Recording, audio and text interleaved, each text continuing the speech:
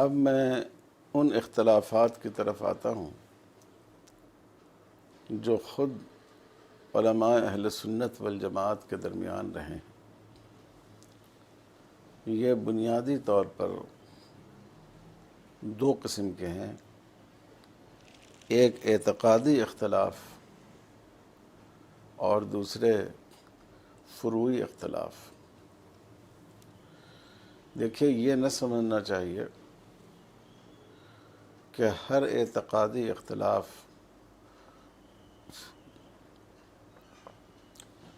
گمراہی تک پہنچ جاتا ہے، کیونکہ صحابہ کے زمانے میں بھی بعض مسائل میں اختلاف رہا ہے۔ معراج کے موقع سے رسول اللہ صلی اللہ علیہ وسلم کو اللہ تعالیٰ کا دیدار ہوا یا نہیں ہوا، رآہ بالافق المبین میں کیا اللہ تعالیٰ کی رؤیت مراد ہے؟ بعض صحابہ اس کے قائل تھے، اور ام المومنین حضرت عائشہ صدیقہ رضی اللہ تعالیٰ عنہ اس کا انکار کرتی تھیں، اور وہ اس آیت کی تفسیر یہ کرتی تھی کہ اس میں ہو ضمیر کا مرجع حضرت جبرائیل علیہ السلام کی طرف ہے، کہ آپ نے اس موقع سے حضور کو ان کی اپنی اصل شکل میں دیکھا۔ اسی طرح مثلاً سماع موتیٰ کا مسئلہ ہے۔ بعض صحابہ سماع موتیٰ کے قائل تھے، اور بعض صحابہ سماع موتیٰ کے قائل نہیں تھے۔ تو بعض اعتقادی مسائل میں اہل سنت والجماعت کے درمیان اور اہل حق کے درمیان بھی اختلاف رائے رہا ہے۔ اس سلسلے میں اہل سنت کے ہاں تین مستقل مکتب فکر پائے جاتے ہیں، ایک اشاعرہ، دوسرے ماتریدیہ اور تیسرے حنابلہ۔ اشاعرہ امام ابو الحسن اشعری رحمہ اللہ کی اتباع کرتے ہیں عقائد میں، جو فقہی اعتبار سے شافعی تھے، اور ماتریدیہ امام ابو المنصور ماتریدی رحمہ اللہ کی اتباع کرتے ہیں، جو فقہی اعتبار سے حنفی تھے۔ ابھی میرا سفر لاک ڈاؤن سے پہلے ازبکستان کا ہوا، تو وہاں مجھے امام ماتریدی کی قبر پر حاضر ہونے اور فاتحہ پڑھنے کی بھی سعادت حاصل ہوئی۔ اور تیسرے حنابلہ، جو اپنی نسبت امام احمد بن حنبل رحمۃ اللہ علیہ کی طرف کرتے۔ ان حضرات کے درمیان کچھ مسائل میں اختلاف ہے۔ میری ایک کتاب ابھی کمپوزنگ اس کی مکمل ہوئی ہے، امید ہے کہ انشاءاللہ ایک مہینے کے اندر آ جائے گی، آسان علم کلام۔ اس میں نے ان مسائل کو واضح کیا ہے جس میں اشاعرہ اور ماتریدیہ کا اور ان دونوں کا اور حنابلہ کا اختلاف ہے۔ تو اہل سنت والجماعت کے بھی ان تینوں اعتقادی مکاتب فکر کے درمیان کچھ چیزوں میں اختلاف پایا جاتا ہے۔ اس میں ایک بنیادی اختلاف صفات باری تعالیٰ کے بارے میں ہے۔ اللہ تعالیٰ کے لیے بعض صفات قرآن مجید میں یا احادیث میں بیان کی گئی ہیں جو بظاہر انسانی صفتوں سے مشابہ ہے،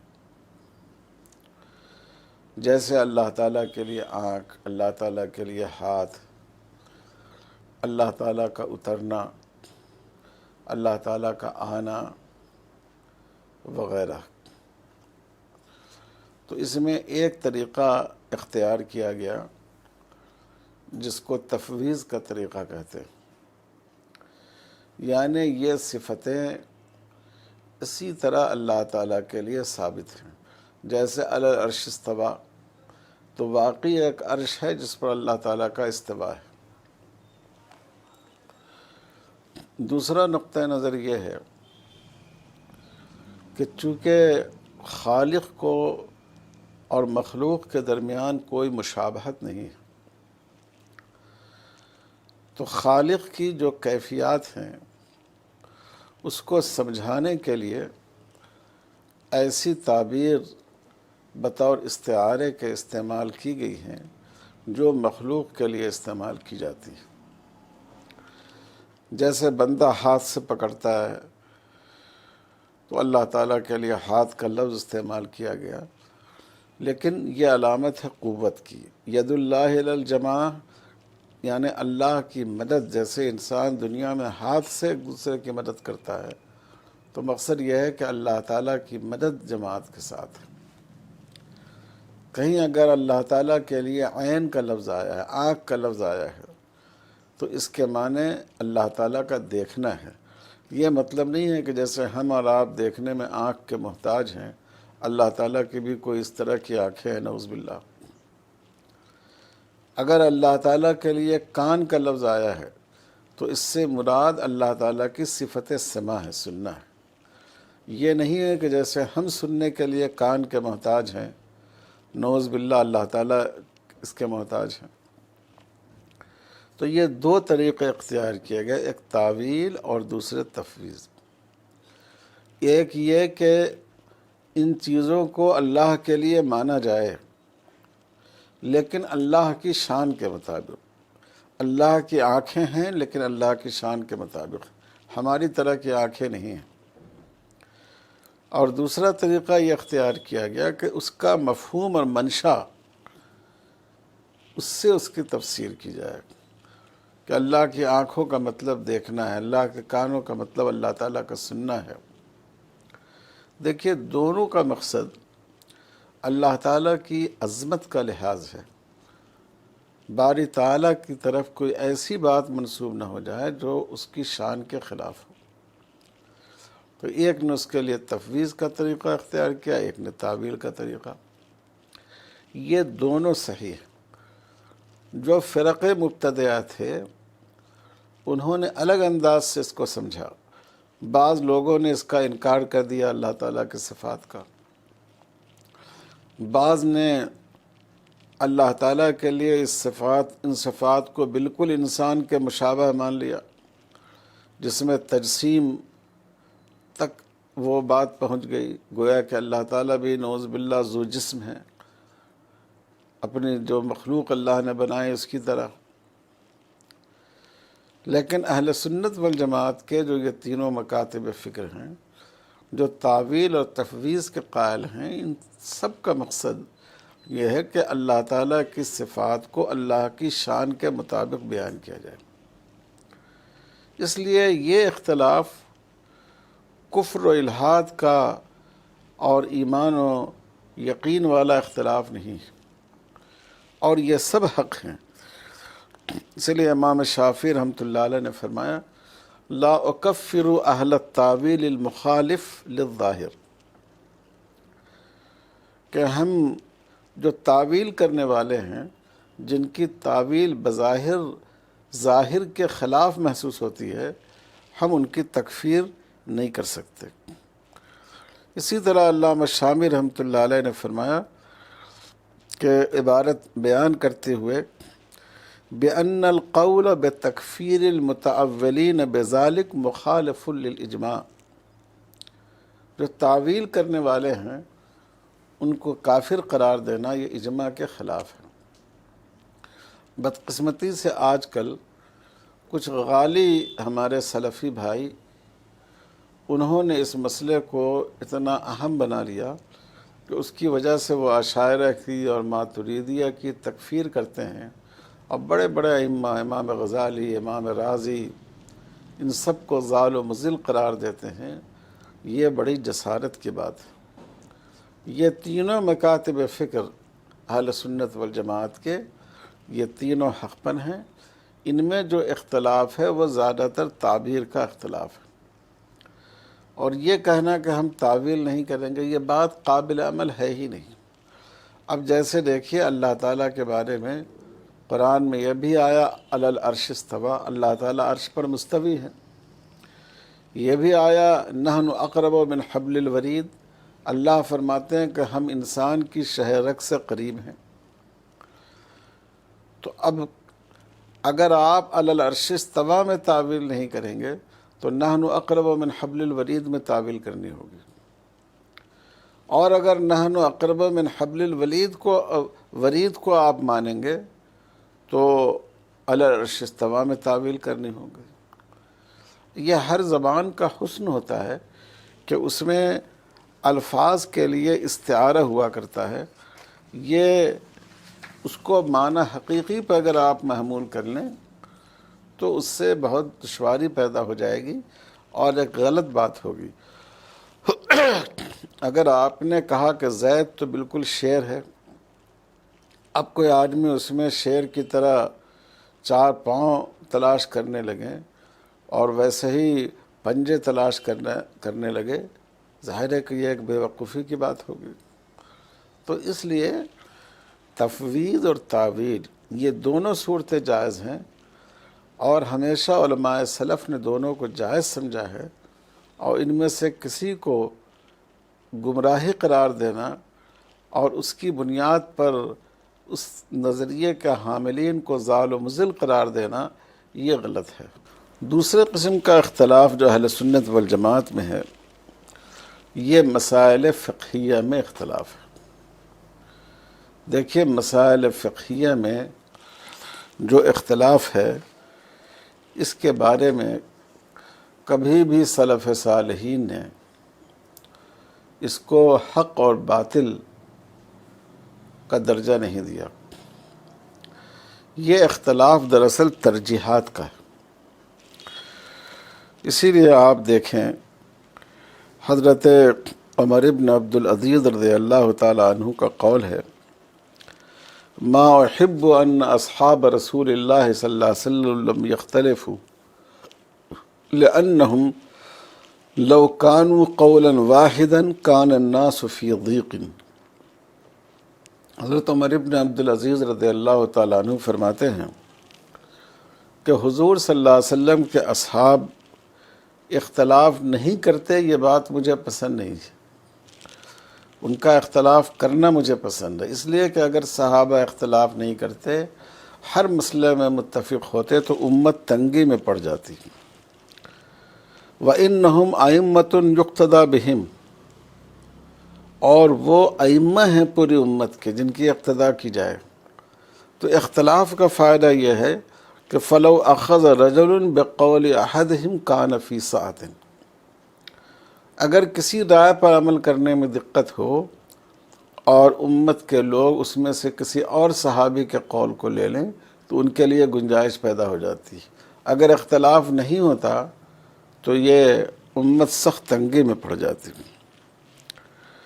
اسی طرح حضرت امام شافعی رحمۃ اللہ علیہ سے منقول ہے، اذا رأیت الرجل یعمل العمل الذی قد اختلف فیہ، جب تم کسی آدمی کو دیکھو کہ وہ عمل کر رہا ہے ایک مختلف فی مسئلے میں، ایسا عمل کر رہا ہے کہ انت ترا غیرہ، تم اس کے مخالف قول کو زیادہ صحیح سمجھتے ہو، فلا تنہی، تو اس کو منع نہ کرو، یعنی وہ نہیں عن المنکر کے دائرے سے باہر ہے۔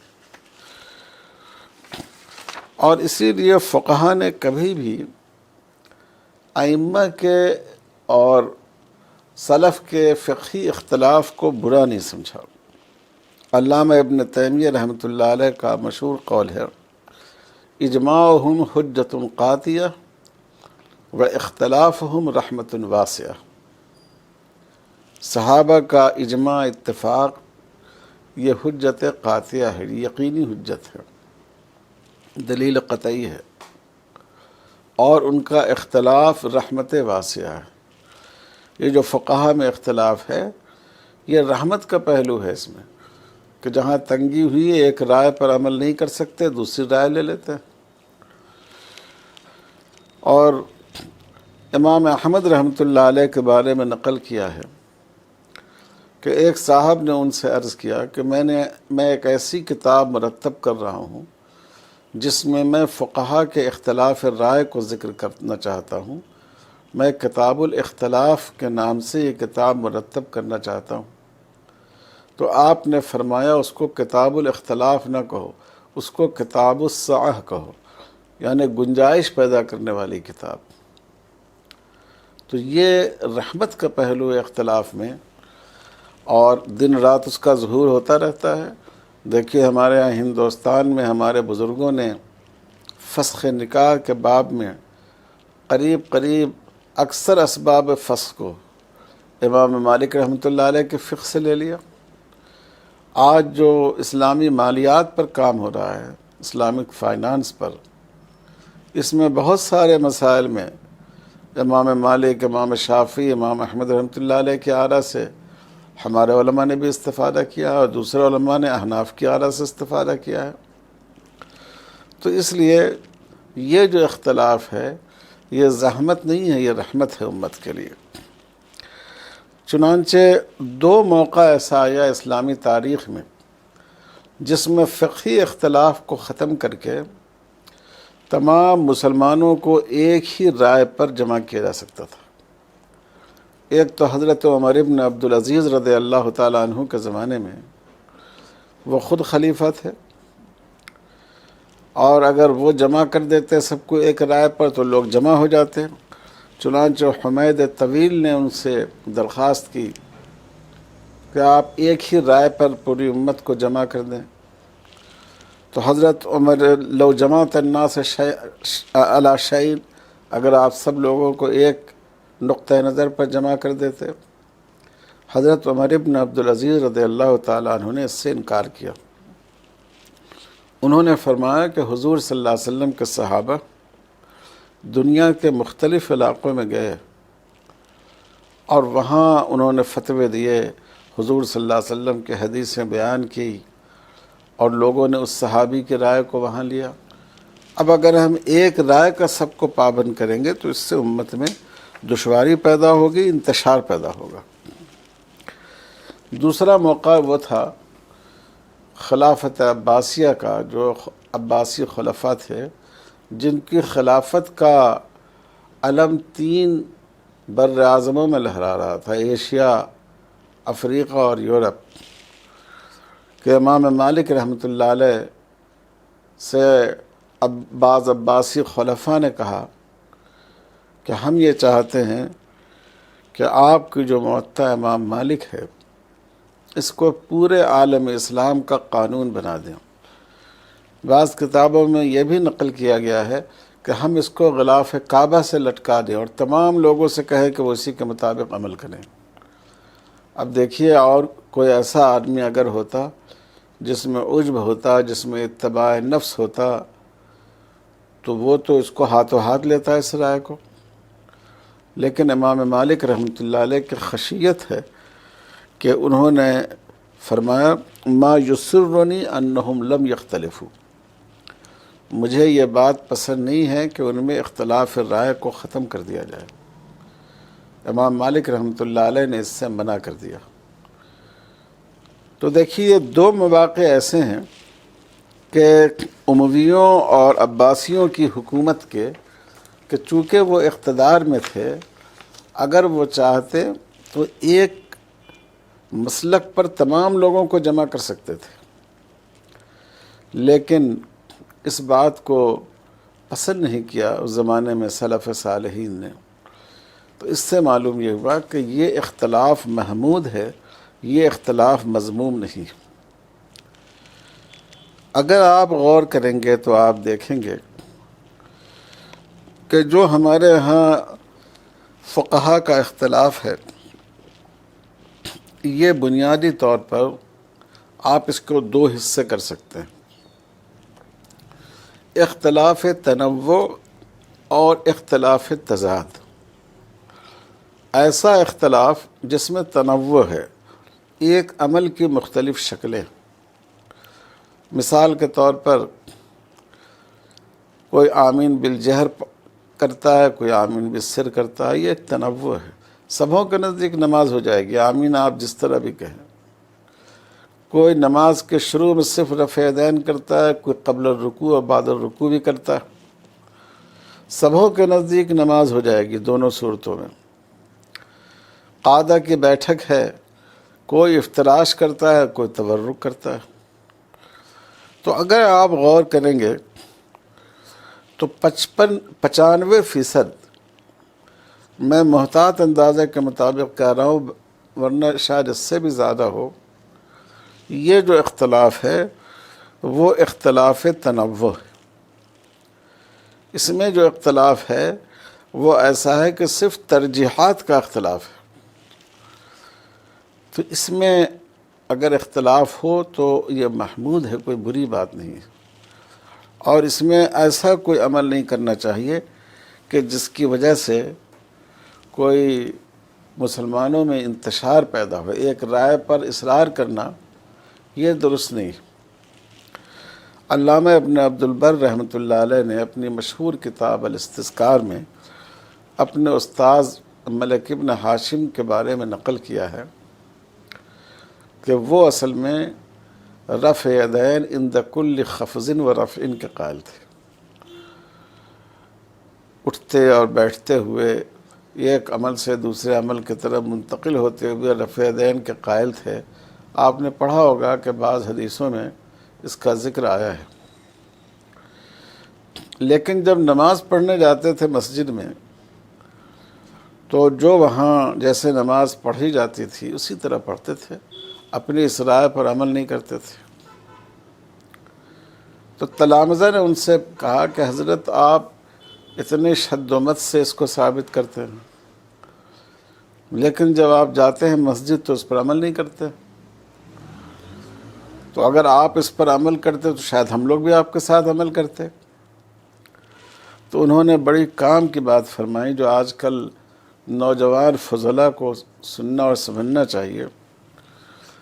انہوں نے فرمایا مخالفت الجماعت فیما ابیح لنا لیست من شیم الائمہ،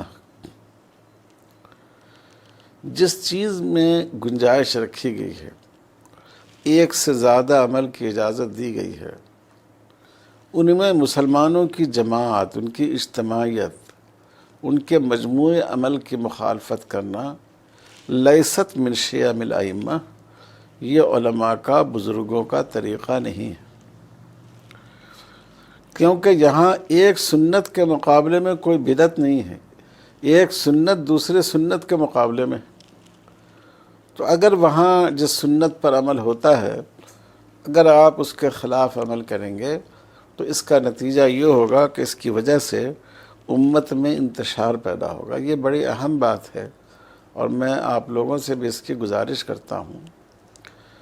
حضرت شاہ محمد اسماعیل شہید رحمۃ اللہ علیہ وہ بعد میں نماز کے اندر آمین بالجہر اور رفع یدین کرنے لگے تھے، چونکہ اس زمانے میں بھی بعض بہت غالی لوگ تھے اور وہ سمجھتے تھے کہ آمین بالجہر اور رفع یدین اس سے نماز ہی فاسد ہو جاتی ہے، تو انہوں نے ان کے مقابلے میں اس پر عمل کرنا شروع کیا۔ تو ان کے ساتھیوں نے حضرت شاہ عبدالعزیز صاحب محدث دہلوی رحمۃ اللہ علیہ جو استاذ تھے ان سے کہا کہ شاہ اسماعیل صاحب نے یہ کرنا شروع کیا، اس سے لوگوں میں ایک طرح کا انتشار پیدا ہو رہا ہے۔ تو جب شاہ اسماعیل صاحب سے شاہ عبدالعزیز صاحب نے پوچھا یا ساتھیوں نے پوچھا، انہوں نے شاہ عبدالعزیز صاحب سے نقل کیا، تو شاہ اسماعیل صاحب نے کہا کہ میں مردہ سنت کو زندہ کرنے کا اجر حاصل کرنا چاہتا ہوں۔ یعنی ایک سنت حضور کی آمین بالسر ہے، اس پر عمل ہو رہا ہے، ایک سنت آمین بالجہر ہے، اس پر عمل نہیں ہو رہا ہے، وہ مردہ ہو گئے تو میں اس کو زندہ کر رہا ہوں۔ تو حضرت شاہ عبدالعزیز صاحب رحمۃ اللہ علیہ نے فرمایا کہ میں تو سمجھتا تھا کہ اسماعیل مولوی ہو گیا، مگر وہ تو اب تک مولوی بھی نہیں ہوا۔ یہ حدیث تو اس موقع سے متعلق ہے جہاں ایک سنت کے مقابلے میں کوئی بدعت ہو، کہ وہاں اس سنت کو زندہ کرنے کا حکم ہے، تو یہاں اس سنت کے مقابلے میں کوئی بدعت تو ہے نہیں، اس سنت کے مقابلے میں دوسری سنت ہے۔ تو دیکھیے یہ ہمارے سلف کا طریقہ تھا کہ وہ ایک طرف سنتوں کا تتبع بھی کرتے تھے، اس کے لیے اپنے قلب کو کشادہ بھی رکھتے تھے، لیکن اس بات کی بھی احتیاط کرتے تھے کہ ایسا اختلاف نہ کیا جائے جس سے انتشار پیدا ہو جائے۔ علامہ ابن تیمیہ رحمۃ اللہ علیہ نے یہ جو اختلاف ہے اس نوعیت کا، جس کا میں نے ابھی آپ سے ذکر کیا، اس کے بارے میں لکھا ہے کہ مثلاً آپ آمین بالسر کرتے ہیں، آپ کسی ایسی جگہ چلے جائیں جہاں سارے لوگ آمین بالجہر کر رہے ہیں، تو علامہ ابن تیمیہ فرماتے ہیں کہ آپ بھی اگر اسی پر عمل کر لیں تو یہ بہتر ہے۔ کیوں بہتر ہے؟ اب آج کے زمانے میں تو مختلف مذاہب کے لوگ ہر جگہ پھیلے ہوئے ہیں، اگر آپ ایک طریقے پر عمل کریں تو دوسرے طریقے والوں کو اس سے وحشت نہیں ہوتی ہے، بشرطے کہ ان میں سمجھداری ہو۔ پہلے زمانے میں ایسا نہیں تھا، ایک جگہ کے لوگ ایک ہی نقطۂ نظر کے پر عمل کرنے والے تھے، تو اگر کسی نے دوسرے نقطۂ نظر پر عمل کیا تو لوگوں میں ایک چیمی گوئی شروع ہو جاتی تھی۔ تو علامہ ابن تیمیہ رحمۃ اللہ علیہ نے ایسے مواقع کے لیے فرمایا کہ وہاں اگر تم حضور کی اس سنت پر عمل کر لو جس پر وہاں کے لوگوں کا عمل ہے تو یہ زیادہ بہتر ہوگا۔ کیوں؟ فرماتے ہیں کہ یہ تمہارے نزدیک ٹھیک ہے کہ راجح ہے، لیکن آپ جو دوسرے مسلمانوں کو مانوس کریں گے اپنے عمل سے، ان کی وحشت کو دور کریں گے، یہ کسی مستحب پر عمل کرنے سے زیادہ بہتر ہے۔ لأن مصلحت التالیف فی الدین اعظم من مصلحتہ فعل مثل ھذا۔ تو اس طرح کا جو مستحب عمل ہو اس کے مقابلے میں مسلمانوں کی دلداری اور ان سے یکجہتی کا اظہار یہ زیادہ اہم عمل ہے۔ تو یہ تو وہ اختلاف ہے کہ جس میں تنوع کا اختلاف ہے۔ ایک عمل کو حضور نے مختلف طریقوں پر کیا، فقہا کے گروہ نے اس کو راجح قرار دیا، دوسرے کو راجح قرار دیا۔ دوسرے قسم کا اختلاف وہ ہے جس کو آپ اختلاف تضاد کہہ سکتے ہیں۔ ہم نے احتیاطاً 5% میں آپ سے کہہ رہا ہوں کہ 5% ایسا اختلاف ہوگا، لیکن میرا خیال ہے کہ اگر آپ گہرائی سے جائزہ لیں گے تو شاید اس سے بھی کم ہوگا۔ اب مثال کے طور پر نماز کے مسئلے میں امام شافعی رحمۃ اللہ علیہ کے ہاں جہری نماز میں بھی امام کے پیچھے سورہ فاتحہ کا پڑھنا ضروری ہے، اور امام ابو حنیفہ رحمۃ اللہ علیہ کے ہاں پڑھنا جائز نہیں ہے۔ اب یہ اختلاف تضاد ہے، ایک امام اس کے وجوب کے قائل ہیں اور ایک اس کے بالکل ممانعت کے قائل ہیں۔ تو یہ جو اختلاف ہے ان کی تعداد بہت ہی کم ہے اگر آپ غور کریں گے حدیث کی یعنی فقہ کی کتابوں میں، اور اس میں حضور صلی اللہ علیہ وسلم نے ارشاد فرما دیا کہ جس مسئلے میں من اجتہد فاصاب فلہ اجران ومن اخطا فلہ اجر واحد۔ ایسے مسائل میں جس نے اجتہاد کیا، صحیح نتیجے پر پہنچا تو دوہرا اجر، اور اگر غلط نتیجے پر پہنچا، اس سے خطا ہو گئی، تب بھی اس کے لیے ایک اجر ہے۔ تو سوچئے جب امام کے لیے ایک اجر ہے مجتہد کے لیے، تو جو مقلد ہوگا کیا اس کو اس عمل پر ایک اجر نہیں ملے گا؟ اس سے بھی ملے گا۔ یہ تو ان لوگوں کی رائے پر ہے جو جمہور کی رائے ہے کہ ہر مسئلے میں حق ایک ہی ہوتا ہے، ایک ہی رائے صائب ہوتی ہے، دوسری رائے خطا ہوتی ہے۔ لیکن ایک گروہ وہ بھی ہے جن کو مصوبہ کہا جاتا ہے، جو کہتے ہیں کہ اجتہاد کی بنا پر جو رائے قائم کی گئی ہو، چاہے دو متضاد رائے ہوں لیکن دونوں رائے صواب سمجھی جائیں گی۔ اور اس میں بھی بڑے بڑے لوگ ہیں، امام الحرمین، امام غزالی، امام رازی، ہمارے ہندوستان کے بزرگوں میں حضرت شاہ ولی اللہ صاحب رحمۃ اللہ علیہ، مجھ کو تو علامہ سید انور شاہ کشمیری رحمۃ اللہ علیہ کا بھی جھکاؤ اسی طرح معلوم ہوتا ہے۔ یہ حضرات کہتے ہیں کہ دونوں رائے کو صواب ہی مانا جائے گا۔ تو اگر اس کو مان لیا جائے تو اس میں تو کسی کا عمل خطا پر ہوا ہی نہیں، لیکن اگر خطا پر بھی ہو تب بھی وہ اجر سے محروم نہیں۔ اس موقع پر مجھے علامہ انور شاہ کشمیری رحمۃ اللہ علیہ کی بات یاد آتی ہے کہ میں آپ سے ذکر کروں۔ شاہ صاحب فرماتے ہیں کہ دیکھو فقہا کے درمیان جو یہ فقہی اختلاف ہے، دنیا میں تو اس کا فیصلہ نہیں ہو سکتا۔ کون جج ہوگا جو فیصلہ کرے گا کہ امام ابو حنیفہ اور امام مالک میں کون صحت پر ہے، اور امام مالک امام شافعی میں کون صائب ہے، امام شافعی امام احمد میں کون خطا پر ہے؟ تو دنیا میں تو اس کا فیصلہ ہو نہیں سکتا۔ اور فرماتے ہیں کہ آخرت میں بھی اس کا فیصلہ نہیں ہوگا۔ یہ نہیں ہوگا کہ میدان حشر میں اللہ تعالیٰ فرمائیں گے کہ امام ابو حنیفہ سے فلاں فلاں مسئلے میں غلطی ہو گئی، امام مالک سے فلاں مسئلے میں غلطی ہو گئی، امام شافعی امام احمد سے فلاں مسئلے میں خطا ہو گئی، کیونکہ اس روز تو اللہ تعالیٰ اپنے مقرب بندوں کو عزت عطا فرمائیں گے۔ اب سوچئے کہ میدان حشر میں جہاں پوری امت جمع ہوگی، اگر کسی کو اللہ تعالیٰ خاطی قرار دے تو یہ اس سے اس کی عزت ہوگی یا اس سے اس کی رسوائی ہوگی؟ تو آخرت میں اللہ تعالیٰ اپنے نیک بندوں کو رسوا نہیں فرمائیں گے۔ تو اس لیے علامہ کشمیری فرماتے ہیں کہ دنیا میں تو اس میں صحیح اور غلط کا فیصلہ ہو ہی نہیں سکتا، اور آخرت میں بھی اس کا فیصلہ نہیں ہوگا۔ تو جس مسئلے میں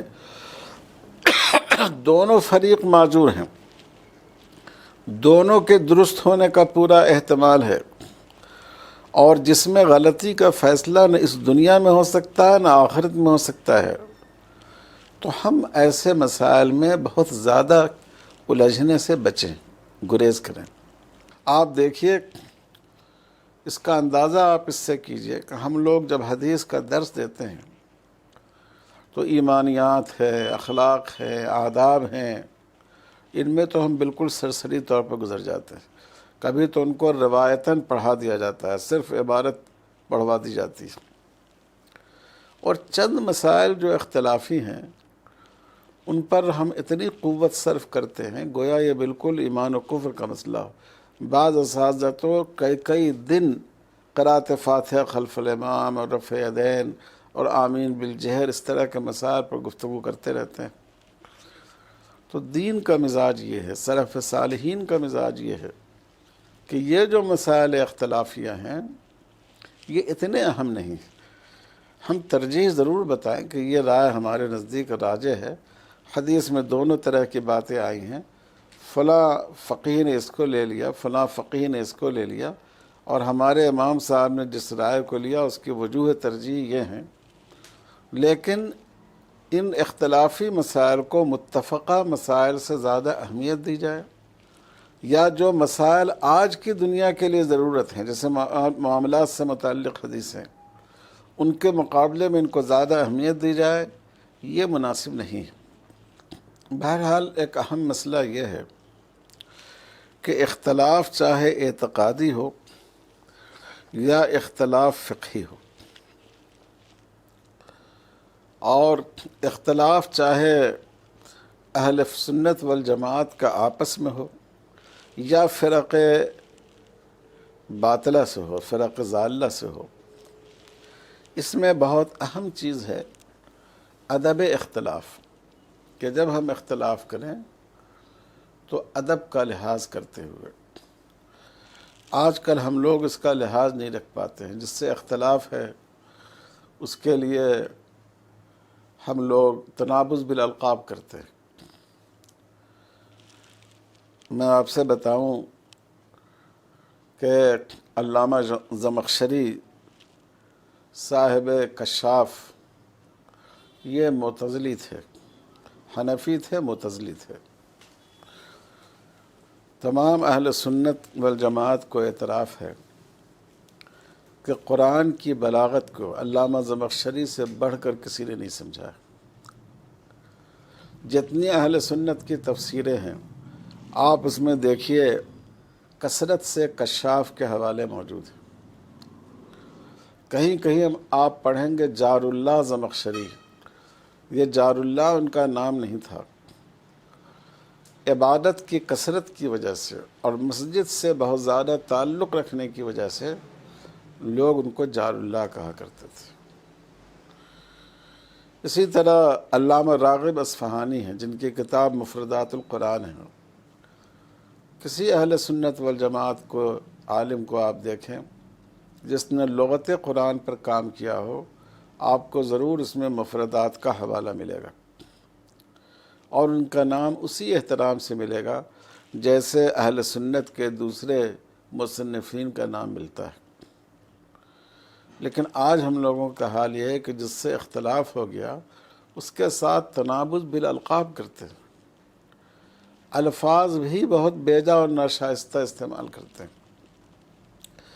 حضرت مولانا محمد قاسم نانوتوی رحمۃ اللہ علیہ کے زمانے میں بدایوں کے ایک عالم تھے، مولانا فضل رسول بدایونی. وہ جو آج کل بدعات ہیں مروجہ اور جن کی نسبت زیادہ تر بدایوں کے علماء مولانا احمد رضا خان صاحب مرحوم کی طرف کی جاتی ہے، تو وہ اس کے بہت زیادہ وکیل و ترجمان تھے. اس لیے وہ حضرت نانوتوی، حضرت گنگوہی رحمہم اللہ ان کی شان میں بہت برا بھلا کہتے تھے. تو ایک بار حضرت نانوتوی رحمۃ اللہ علیہ سے ان کے ایک نیاز مند نے ان کی کوئی بات ذکر کی اور الفاظ استعمال کیا کہ فضل رسول صاحب نے یہ لکھا ہے، یعنی فضل رسول کو فضل رسول کہا تنزن.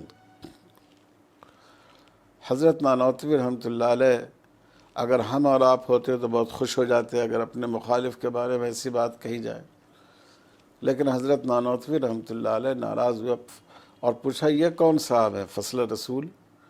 تو انہوں نے بتایا، تو حضرت نے فرمایا کہ ان کے والدین نے ان کا نام فضل رسول رکھا تھا، آپ کو کیا حق ہے کہ آپ ان کو فضل رسول کہیں؟ دیکھیے یہ ادب ہوتا ہے، اختلاف کے باوجود ایک دوسرے کا ادب، ایک دوسرے کا لحاظ.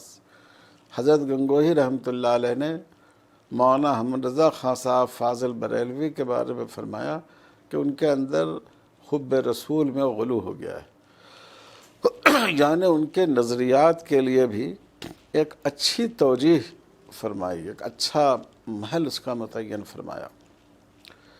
تو افسوس کی بات یہ ہے کہ آج کل خاص کر جو ہماری نوجوان نسل نکل رہی ہے اس میں اختلاف کے مواقع پر فریق مخالف کا ادب یہ پہلو بالکل ختم ہوتا جا رہا ہے. آپ غور فرمائیے بخاری شریف میں 80 ایسے روات کا ذکر آیا ہے جن کا تعلق فرق مبتدعہ سے ہے، جن پر رد کیا گیا ہے. بخاری میں ہم آپ بخاری پڑھتے ہیں پڑھاتے ہیں، اس میں جن فرق ضالہ پر رد کیا گیا ہے ان کے لوگوں سے روایت لی گئی ہے. 15 ہیں اس میں مرجیہ، 7 ہیں ناصبی، 36 ہیں شیعہ، 28 ہیں قدریہ اور خوارج. تو آپ اس سے اندازہ کیجئے کہ اتنے شدید فکری اختلاف کے باوجود بھی یہ نہیں ہوا کہ امام بخاری رحمۃ اللہ علیہ نے ان کا نام بھی لینا گوارا نہ کیا ہو کہ نام اگر ان کا لکھیں گے تو کتاب ہماری ناپاک ہو جائے گی، بلکہ آپ نے باضابطہ ان کی روایت لی، کیونکہ اگرچہ ان کی فکر غلط تھی لیکن وہ اسلام کے دائرے میں تھے اور لیکن وہ جھوٹ سے گریز کرتے تھے، بچتے تھے. تو اس لیے اس میں بنیادی چیز یہ ہے کہ اختلاف بری چیز نہیں ہے اگر ادب اختلاف کی رعایت ہو. شاگرد اپنے استاد سے بھی اختلاف کر سکتا ہے، مرید اپنے شیخ سے کر سکتا ہے. آپ دیکھیں صاحبین نے کتنے مسائل میں کہا جاتا ہے کہ 2/3 مسائل میں امام صاحب سے اختلاف کیا.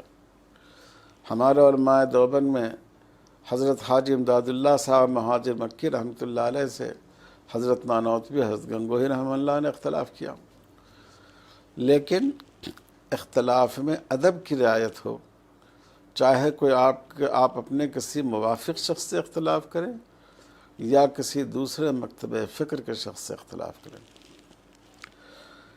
اب ان کے ساتھ ہمارا طریقہ کار کیا ہونا چاہیے؟ اہل سنت والجماعت میں جب خود آپس میں اختلاف ہو، خاص کر مسائل فقہیہ کا اختلاف، تو مسائل فقہیہ کے اختلاف میں ہمارا کیا رویہ ہو، اس میں 4 باتیں ضروری ہیں۔ ایک تو مخالفین کا اعتراف۔ میں نے بھی آپ کو بتایا کہ علامہ زمخشری اور علامہ راغب اصفہانی یہ سب معتزلی تھے، لیکن اہل سنت والجماعت نے کس طرح ان کے کاموں کو سراہا ہے۔ دوسرے احترام۔ اختلاف کا مطلب یہ نہیں ہے کہ بے احترامی کی جائے۔ تیسرے اپنی رائے میں غلطی کے احتمال کو تسلیم کرنا۔ دیکھیے کچھ چیزیں تو قطعیات میں سے، بھئی اللہ کا ایک ہونا ہے، اس میں دوسرے نقطہ نظر کا تو کوئی شائبہ ہی نہیں ہو سکتا ہے۔ رسول اللہ صلی اللہ علیہ وسلم کی رسالت ہے، قرآن مجید کی حقانیت ہے، نماز، روزہ، حج و زکوٰۃ کی فرضیت ہے، جو چیزیں دلائل قطعیہ سے ثابت ہوں، ضروریات دین میں ہوں، ان میں خطا کا احتمال نہیں۔ لیکن بقیہ جتنے مسائل ہیں اس میں یہ بات ماننا کہ ہم جس موقف پر ہیں اس میں وہ غلط بھی ہو سکتا ہے۔ ہم قرأت فاتحہ خلف الامام کے قائل نہیں ہیں، شوافق قائل ہیں، لیکن ہو سکتا ہے کہ انہی کی رائے درست ہو، کیونکہ آپ جانتے ہیں کہ، اور آپ کو جاننا چاہیے کہ تقلید کی تعریف ہی یہی کی گئی ہے کہ تقلید کرنے میں مقلد اپنے امام کے قول کو صواب اور محتمل خطا سمجھتا ہے۔ ہمارے امام کا قول درست ہے، راجح ہے، لیکن ہو سکتا ہے اس میں غلطی ہو، اور دوسرے فقیہ کے قول کو خطا محتمل صواب سمجھتا ہے کہ اس کے مقابلے میں جو رائے ہے وہ خطا پر مبنی ہے، لیکن اس میں بھی صواب کا امکان ہے، ہو سکتا ہے کہ یہی بات صحیح ہو۔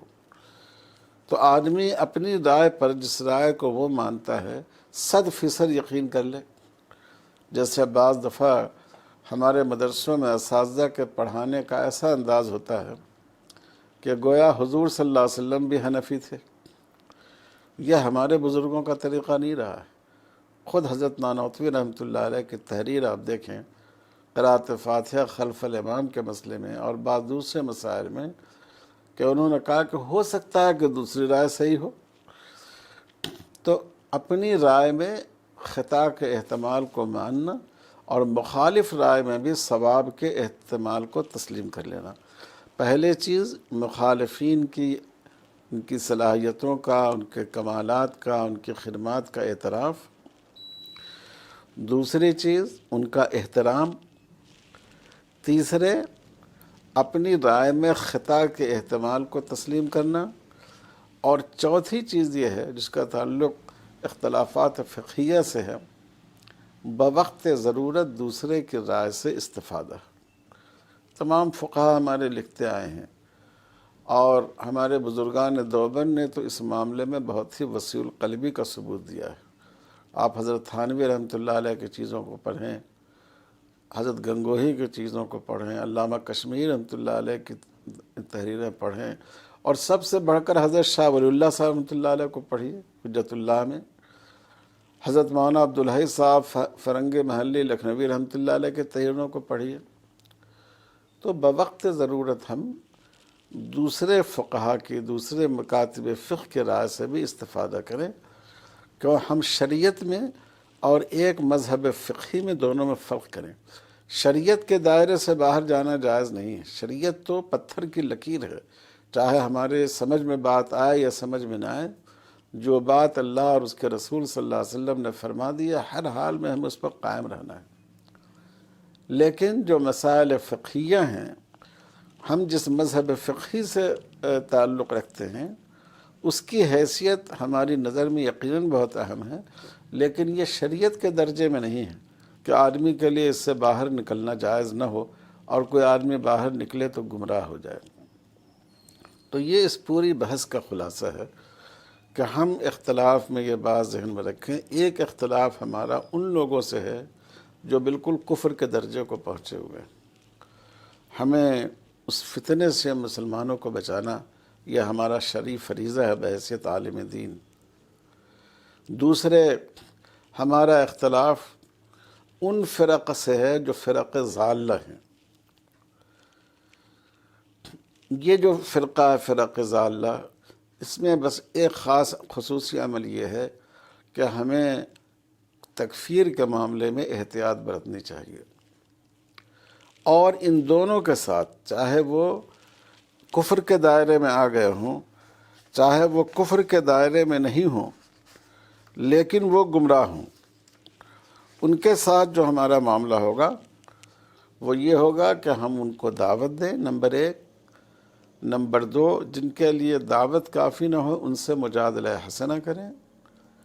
نمبر تین، جو اپنی رائے پر مصر ہوں تو ہم معاملے کو اور زیادہ الجھانے اور باہمی نفرت پیدا کرنے کے بجائے لکم دینکم ولی دین پر عمل کریں۔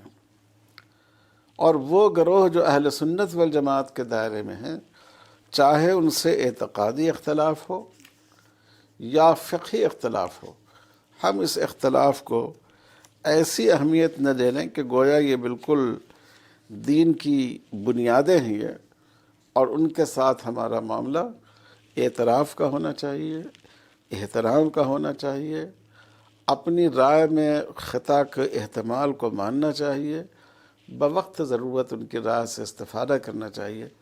اللہ تعالی ہم سب کو اس کی توفیق عطا فرمائے، عدل، اعتدال اور حق پر ہمیں قائم رکھے۔ وصلی اللہ علی خیر خلقہ محمد وعلی آلہ وصحبہ اجمعین والحمد للہ رب العالمین۔